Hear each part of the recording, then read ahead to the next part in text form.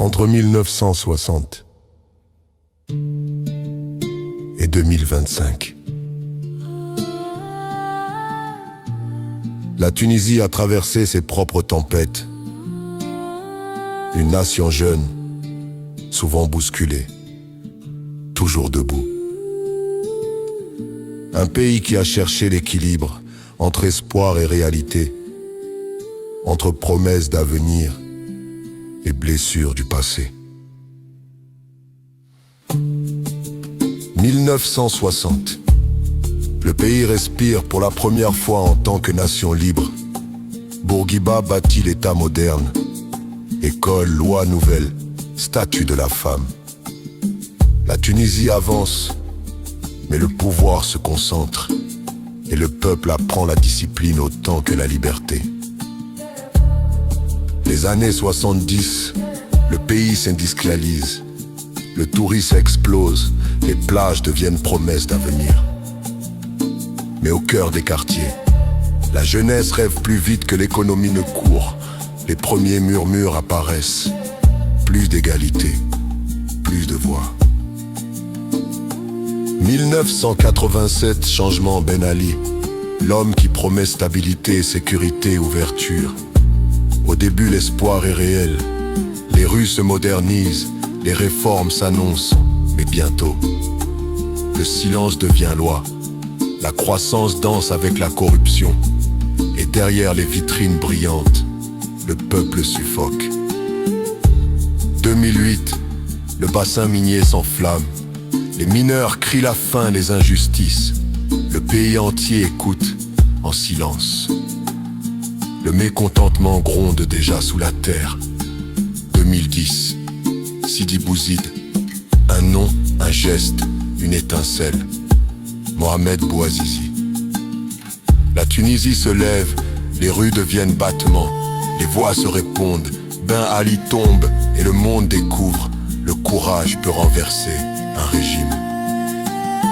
2011, la transition commence, les partis naissent, se déchirent, se recomposent, la constitution se réécrit, le débat devient quotidien. La démocratie respire, parfois trop vite, parfois trop fort. 2014, une nouvelle loi fondamentale, l'une des plus progressistes du monde arabe. Mais dans les cafés, on parle chômage, dans les maisons, on parle vie chère, dans les montagnes, la menace terroriste ronge les espoirs. Les années passent, le tourisme se relève puis rechute, les crises reviennent, l'État chancelle, la confiance se fissure. Et pourtant la Tunisie continue de négocier, de discuter, d'essayer. 2021, un nouveau tournant.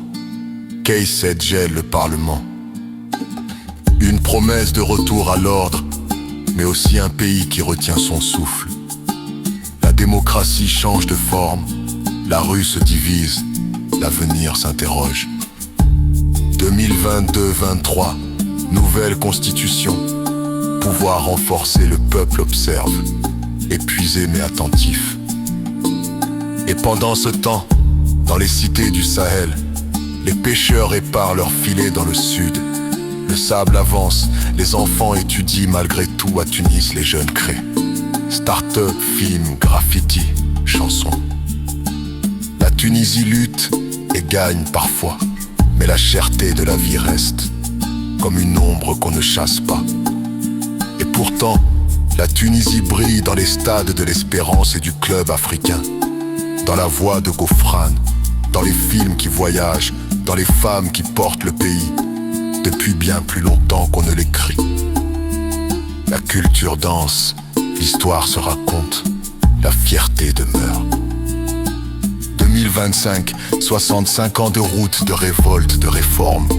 Un pays blessé, mais jamais brisé. Un peuple fatigué, mais incroyablement vivant. La Tunisie serre encore son souffle.